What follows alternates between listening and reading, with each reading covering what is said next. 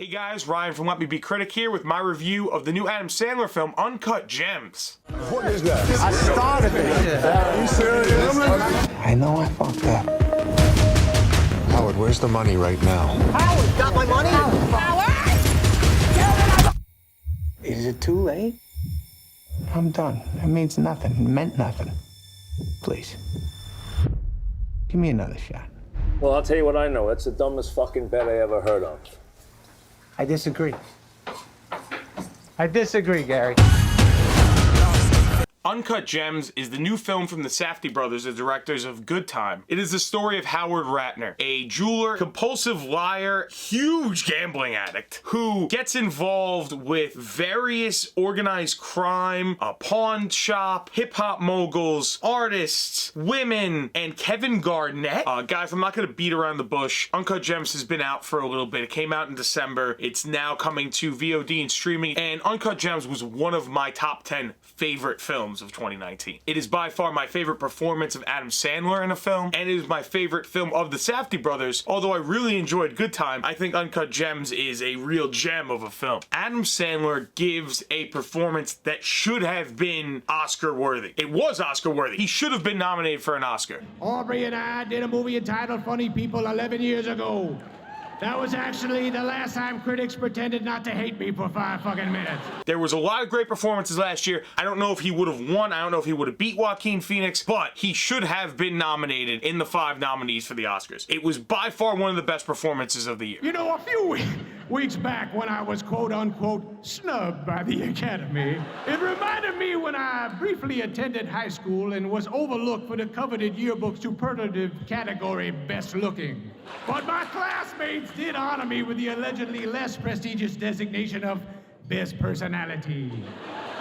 And tonight, as I look around this room, I realize the Independent Spirit Awards are the best personality awards of Hollywood. Adam Sandler plays a character unlike any other from his cavalcade of misfit characters that he has played. Howard Ratner is like I said, he's a gambler, a compulsive liar, a cheater, a philanderer. Every bad thing you can say about a person, he embodies in this movie. Every scene, he does something to infuriate you more, and you want to like him, but you can't like him. And Adam Sandler does everything to make you not like him. An actor who constantly makes bad movies, but you can't help but like him, even in the bad movies. In this, no matter how much you try to like him, you can't stand him. That's part of the magnetism of this movie. You watch Adam Sandler's character make mistake after mistake. He borrows from Peter to pay Paul, lies to the guy to his left about the guy on the right, and he lies to the guy on the right about the guy on the left. He's lying constantly. He's constantly putting himself into a deeper, deeper hole, and I couldn't look away. Kevin Garnett in his first film has a small role, but a very good role in this movie, and he does a very good job.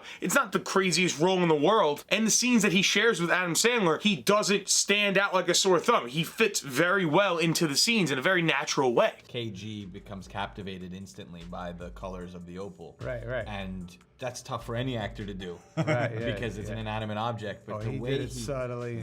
Idina Menzel gives a great performance as Howard's wife. Julia Fox gives a great performance as Howard's girlfriend, which I would argue is probably a better performance than Idina Menzel. Lakeith Stanfield gives another great performance. Now I'm going to get into the Safdie brothers, because the Safdie brothers have a fantastic job of getting untrained actors and bringing them into their movie, filling the film with authentic characters. They have real jewelers in this movie. They have real gangsters. There's real gambling addicts. There's real gamblers. There's real basketball players.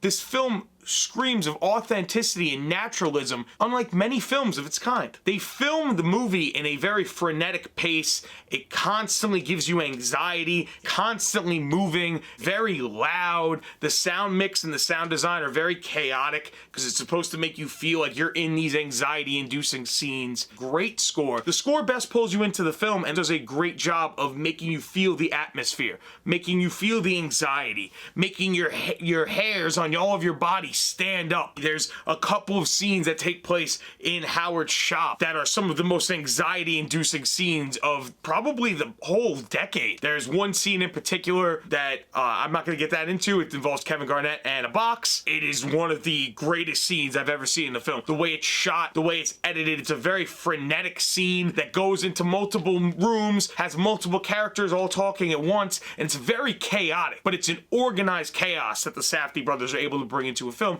that not many directors are able to do.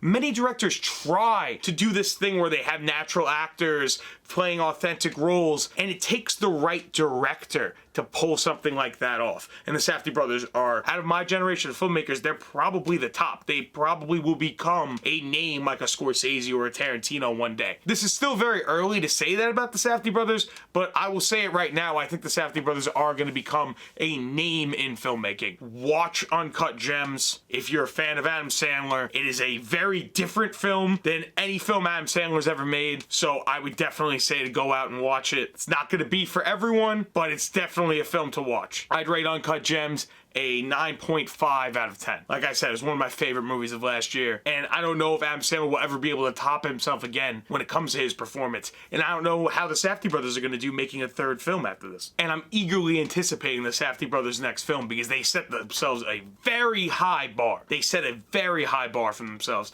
and I'm very excited to see how that pays off. Alright guys, that's my review of Uncut Gems. Put down in the comments, what's your favorite Adam Sandler movie? What's your favorite film of an actor doing a dramatic role? This, I know, is not Adam Sandler's first dramatic role, but it's definitely his best. I would say it's this, then The Meyerowitz Stories, which is a Noah Baumbach film that also has Ben Stiller and Dustin Hoffman. Not a very seen movie. It's on Netflix, but not a lot of people have seen it, and I would highly recommend that as well. Guys, I'll see you tomorrow for another review.